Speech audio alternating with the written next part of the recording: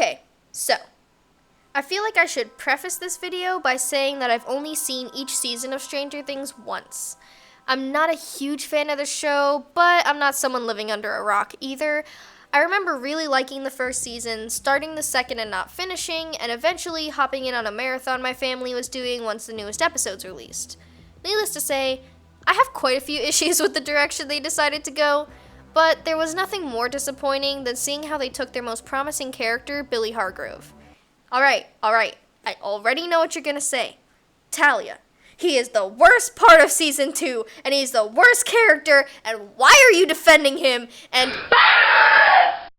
Listen, we're all entitled to our opinions, and I'm not gonna claim my opinion is the right one either. It is completely understandable why my family can't stand him and his beautifully chiseled face. Thank you, Dacre Montgomery, for existing. It's completely valid that they wouldn't like this smug, demeaning bully that does a lot more bad than good in his role throughout the show. But I think people are wanting him to be something he's not. I think people are wanting this show to be something it's not. Billy Hargrove isn't meant to be the next Steve, and he's not here to save the day and rise up like Hopper. He's not nice guy Bob. He's not funny guy Dustin. Billy isn't supposed to be. Billy is made to be the human antagonist of the series. With that said, that doesn't mean antagonists have to be completely unforgiving and unenjoyable characters. Take, for example, Loki Laufey's son or Draco Malfoy. Truth is, people like the villain when they're entertaining and contain relatable qualities. I personally think Billy has both of these. I'm gonna split this video into 3 parts, alright, because I have a lot to say. What they had, what they did, and what they could have done.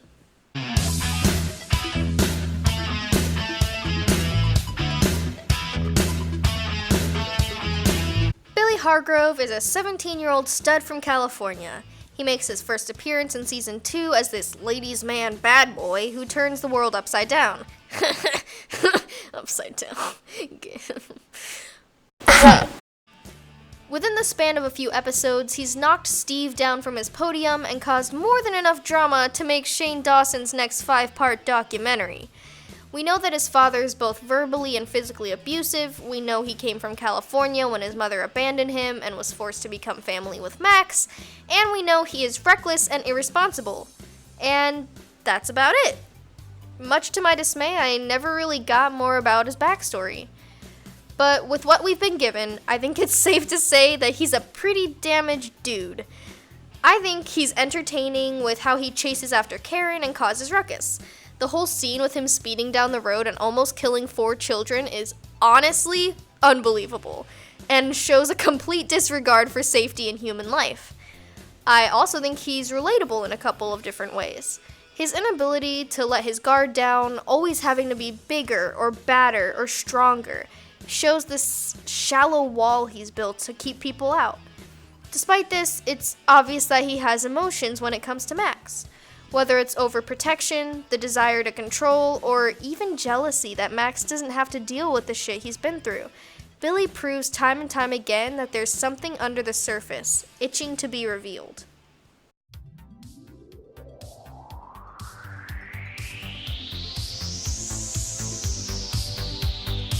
And then season 3 comes along.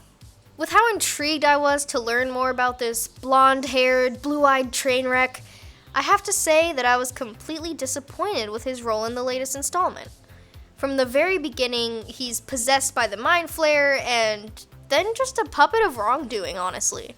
There's no character development, no matter how lazily they tried to shove it in, and there's no true purpose that he had to be in this entire story. He was introduced and took up a lot of screen time, only to end up losing all of his personality to a monster and then die. Like, hello? I'm not trying to sound stingy, but this was just a little disappointing. They built up all this mystery around him. Why is he so hateful? When is his arc gonna be? What is his arc gonna be? And then he just dies. Sure, there's a couple of scenes like, he made me do it, or when he fights against the Mind Flayer and helps save the day, but am I supposed to feel like this was somehow the best direction they could have taken him in? Erasing his character, slapping together a mediocre flashback, and then sending him on his way like a hero? No. End of story. Bye-bye. See you later.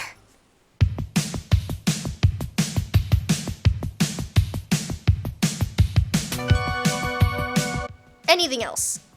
Literally anything else. Let's take it back to when he's going to meet Karen, right? He's driving, he still has an encounter with the Upside Down, but only this time, he makes it out. Since he really has no one to tell, insert 11 as she's messing around in her static dimension and she sees him while she's with Max.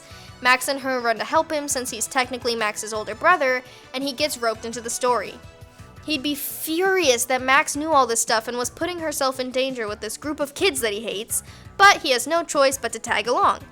Since Steve is a little preoccupied breaking into a Russian underground lair, which is a whole nother story, but we ain't got time for that. And Hopper is off berating Joyce about everything she does as if she owes him anything for missing a get-together that he very specifically specified wasn't a date to begin with, but got butthurt as if it was a date and then can't seem to let it go despite them being in constant danger. Then, he is now the brawn of the group.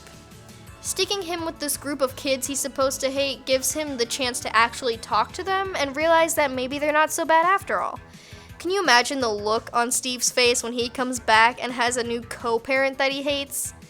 Look, I'm not saying Billy had to be the new Steve Harrington, but he just didn't have to be what he was either.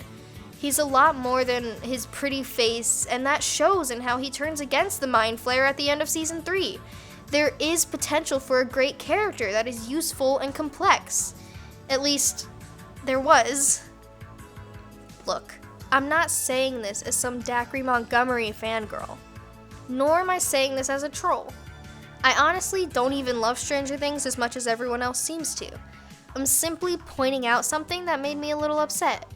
In a cast of characters that I really didn't like, Billy was the one thing that kept me interested in how people would develop in these later seasons.